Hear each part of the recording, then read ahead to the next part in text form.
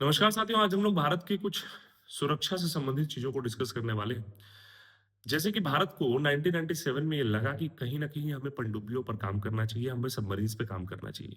देखिए 75% वाटर है, पानी पर राज करना बहुत महत्वपूर्ण है किसी भी देश के लिए, अपने स्वतंत्रता से अपने शौर्यता को दिखाने के लिए, अपनी वीरता को दिखाने के लिए, अपनी चीज़ों को बढ़ाने के लिए कहीं न कहीं पानी पर राज करना बहुत महत्वपूर्ण है। तो भारत को 1997 में यह महसूस हुआ कि भारत को कहीं न कहीं पनडुब्बियों पर कुछ कार्य करना चाहिए, तो प्रोजेक्ट 75 को लॉन्च किया गया। 1997 में प्रोजेक्ट 75 का एक आइडिया जो था, वो फ्रेम हुआ था। इसके बाद 2005 में इसको मंजूरी मिली और 2006 से लगभग इस पर काम जो है वो शुरू हो गया। तो प्रोजेक्ट 75 के तहत काम ये हुआ कि 6 पनडुब्बियाँ बनाने का निर्णय लिया गया भारत सरकार के द्वारा और ये जो पनडुब्बियाँ थी, ये कलावरी क्लास की पनडुब्बियाँ थी, स्कॉर्पियन श्रेणी की पनडुब्बियाँ थी। ये एक तरीके से इलेक्ट्रिक डीज़ल इंजन पर काम करना था इन्हें। बहुत सारे नए-नए technology, stealth technology, torpedo technology in सब चीज़ों से लैस थी। स्टील्थ टेक्नोलॉजी का मतलब होता है बहुत शांति रूप से आक्रमण करना, पानी के अंदर रहते हुए बहुत शांति पूर्ण तरीके से आक्रमण करना, दुश्मन के सबमरीन को पता भी ना चलना, उसके राडार को सॉरी उसके सोनार को क्या कर देना दोस्तों एक तरीके से धोखा दे देना, चकमा दे देना। टॉरपीडो प्रणाली भी दोस्तों ये होती है कि जो पानी के अंदर काफ़ी दिन तक 1 दिन, 2 दिन, 3 दिन तक रह सकती है ना? तो कहने का मतलब है कि इसके तहत बहुत सारी पनडुब्बियों का निर्माण किया गया प्रोजेक्ट 75 के तहत। जैसे कि वागशीर है, कलाबरी है, खंडेरी है ना? ऐसे बहुत सारी वागशीर अभी रिसेंटली शामिल हुई, है ना? तो कहने का मतलब है कि प्रोजेक्ट 75 डीज़ल इलेक्ट्रिक इंजन पर बेस्ड था।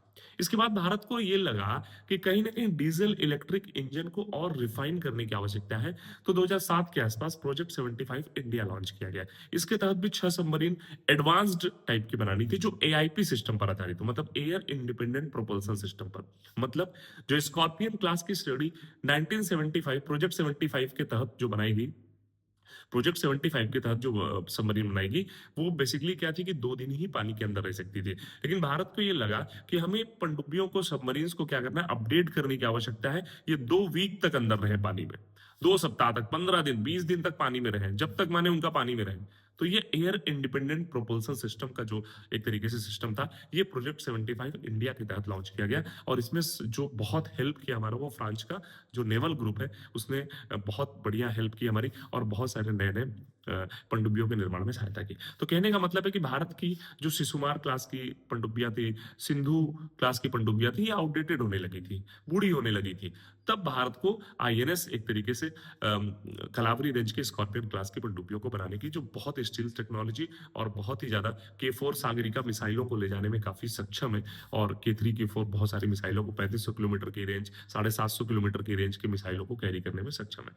अब मैं आपको थोड़ा-सा एक आउटलाइन बताता हूँ कि जैसे कि पनडुब्बियों के बारे में अगर बात करें तो डीज़ल पनडुब्बियाँ तो मैंने बता दिया आपको आईएनएस जो आपकी कलावरी रेंज की है, स्कॉर्पियन है, ये डीज़ल इलेक्ट्रिक है। इसके अलावा सिंधु जो थी, शिरडी, शिशुमार थी, ये भी सब डीज़ल इलेक्ट्रिक थी। लेकिन अब हम थोड़ा-सा न्यूक्लियर टेक्निक पर बात करते हैं। क्या भारत के पास कोई न्यूक्लियर सबमरीन है? तो याद रखिएगा भारत के पास न्यूक्लियर सबमरीन भी है। 2009 से इस पर काम हुआ था, 2016 में इसे शामिल किया गया, उसका नाम है आईएनएस अरिहंत।